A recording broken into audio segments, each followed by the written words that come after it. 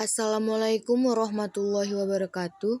Saya Salsa Bilaritonga, kelas KPIA, akan menjelaskan perpoin saya tentang pelajaran hadis bab 3 dengan judul Cara Memahami Hadis yang dibimbing oleh dosen Bapak Muhammad Iqbal Abdul Muin, LC.MA. Pertama, saya akan menjelaskan ilmu hadis dan macam-macamnya. Ilmu hadis dan macam-macamnya terbagi 3. Bagian pertama, pengertian ilmu hadis dan pembagiannya.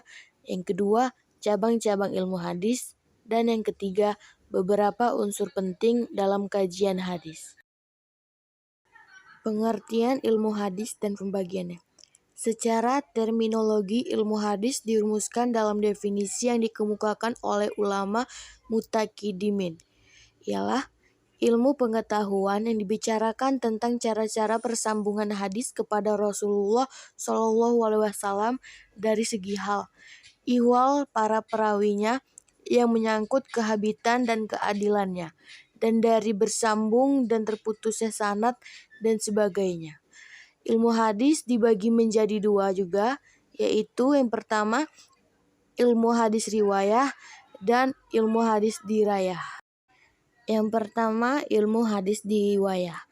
Yang dimaksud ilmu hadis riwayah ialah ilmu pengetahuan yang mempelajari hadis-hadis yang berdasarkan kepada Nabi SAW, baik berupa perkataan, perbuatan, takrir, tarbiyat, maupun tingkah lakunya. Yang kedua, ilmu hadis dariyah. Ilmu dariyah biasanya juga disebut ilmu mustalah hadis.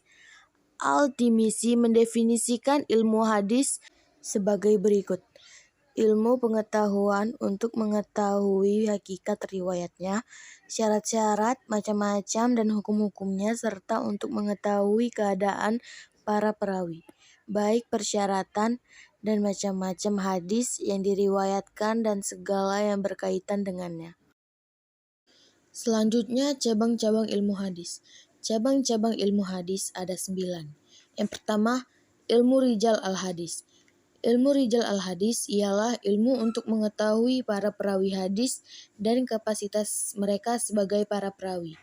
Yang kedua, ilmu al-jar wa al-ta'dil adalah ilmu pengetahuan yang mempelajari kecacatan para perawinya seperti pada kedabitan dan keadilannya.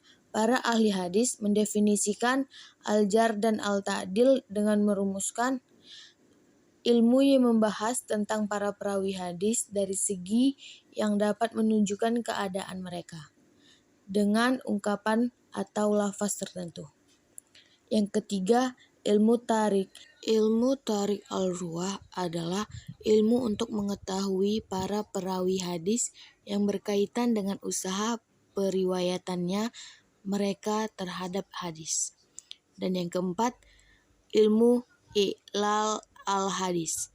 Yang dimaksud dengan ilmu ilal al-hadis menurut ulama hadis ialah ilmu yang membahas sebab-sebab dan tersembunyinya yang dapat mencacatkan hadis, seperti mengatakan mustasil terhadap hadis yang muntaki, menyebut marfu dengan hadis yang mauquf, memasukkan hadis ke dalam hadis lain, dan hal-hal seperti itu. 5. Ilmu al-nasik wa al-mansuk. Yang dimaksud dengan ilmu ini ialah ilmu yang membahas hadis yang berlawanan yang tidak dapat dipertemukan dengan ketetapan bahwa yang datang terdahulu disebut mansuk dan yang datang kemudian disebut nasik.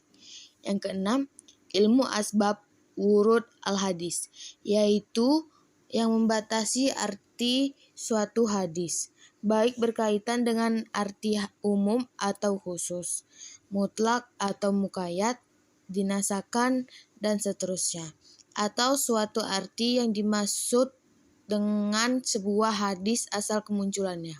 Yang ketujuh, ilmu gharib al-hadis. Menurut Ibnu Salah, yang dimaksud ilmu gharib al-hadis ialah ilmu untuk mengetahui makna yang terdapat pada lafaz-lafaz hadis yang jauh dan sulit dipahami, karena lafaz tersebut jarang digunakan.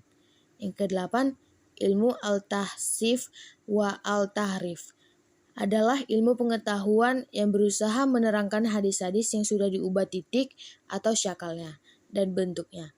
Dan yang kesembilan, ilmu mukhtalif al-hadis.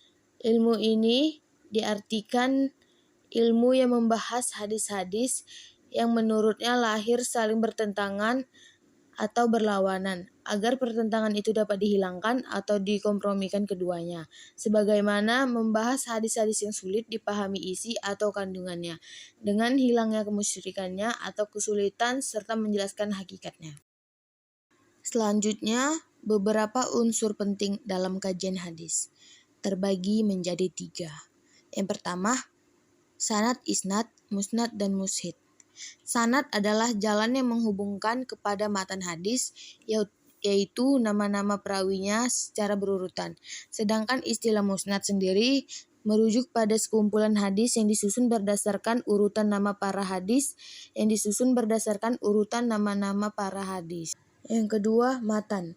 Menurut bahasa, matan berarti tanah yang tinggi. Sedangkan menurut istilah adalah suatu kalimat tempat berakhirnya sanad. Dari semua pengertian di atas, menunjukkan bahwa yang dimaksud dengan matan ialah materi atau lafaz hadis itu sendiri. Yang ketiga, rawi. Rawi adalah orang yang meriwayatkan atau memindahkan hadis.